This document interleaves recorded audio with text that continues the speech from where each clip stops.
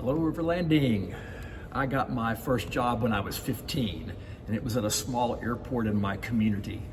So naturally, I took flying lessons and got my license on my 17th birthday. I would take classmates flying because that was the coolest thing I could do. 4 of us had flown over to Houston for dinner, a 90-mile hop. But a front was moving through the area and we needed to get back home before the thunderstorms did. Flying back from Houston to Beaumont is pretty easy, especially at night. You follow Interstate 10 until you get to the Goodyear tire plant, and then you turn due north. And in 5 minutes, you're over the airport. I wasn't sure we would beat the storms. I turned north at the Goodyear plant that night, and the sky in front of me was a light show. We were so close I could taste the airport, but then the lights on the ground went dim. I was in the leading edge of that squall line. We called it being in the soup. I turned immediately to head to the county airport about 15 miles in the other direction, and we were bouncing around pretty good as I was turning.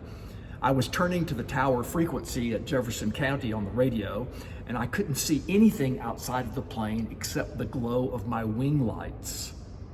I came to the right heading, the one I knew would take me to that other airport, and I made the call to the tower, trying to sound calm for my friends. I noticed that I was losing altitude, and I glanced at my artificial horizon. It indicated I was in a descending left bank. My inner ear, however, told me the plane was straight and level. I corrected according to the instruments in the plane, and my brain started yelling at me that I was in a climbing right turn and headed for trouble. It's called vertigo. Your inner ear tells you something as clear and vivid as anything you've ever known, but it's not true. Vertigo is a lie.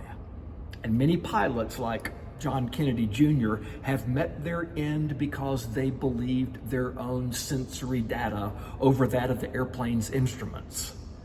I had never experienced such inner conflict in my life. My insides were telling me one thing, and it was a completely different thing than what I was getting from the instrument panel. Thankfully, I was trained to believe the instruments, and that's what I did. But it was a grueling battle in my head and in my heart. Now, most of us believe we can trust our gut, our perspective. And if we aren't sure about something, we often fall back on what our minds tell us is true. But that inner sense can be utterly unworthy of our trust. What or whom do you trust beyond your personal compass? It can make all the difference in getting you home. Blessings, my friends.